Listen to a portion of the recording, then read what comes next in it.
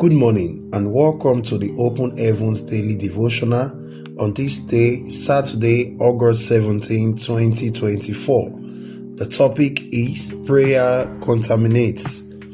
Our memory verse is taken from the book of Proverbs 18, verse 21. And it says, "Death and life are in the power of the tongue, and they that love it shall eat the fruit thereof."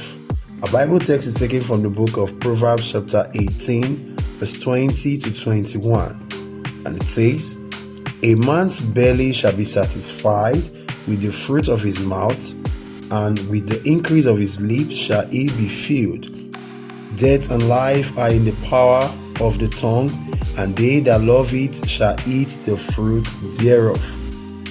The message: certain things can contaminate our prayers, such that they weaken our prayers and their possible results.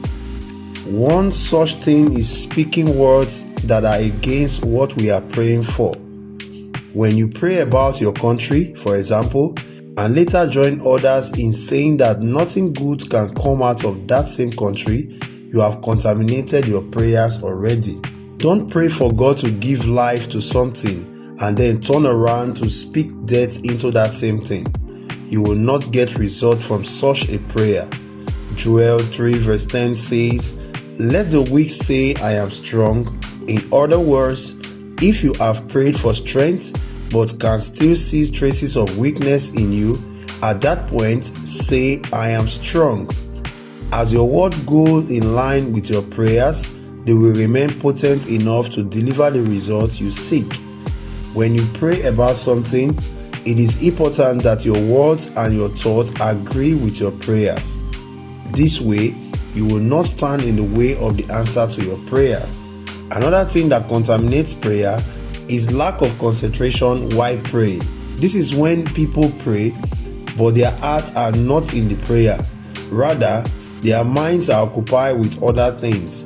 The devil knows that if your mind is distracted while praying, your prayer will not carry as much power as it should. Therefore, whenever you decide to pray, it will begin to remind you of things you are yet to do and places that you ought to have gone to. His plan is to occupy your mind with other things so that you will become distracted and lose your concentration as you pray. Whenever you find your mind wandering while praying, write down the things that you ought to have done, put the note aside, and continue to pray. Train your mind to keep all distractions away, and don't give room for them to disturb your connection to God in the place of prayer. With time, as you continually train your mind, you will get good at focusing on only God while praying. The key point: if you want your prayers to remain potent and powerful enough to deliver results, make sure they are not contaminated. This Open Heaven is written by our Father in the Lord, Pastor E.A Adeboye, the General Overseer of the Redeemed Christian Church of God. God bless you.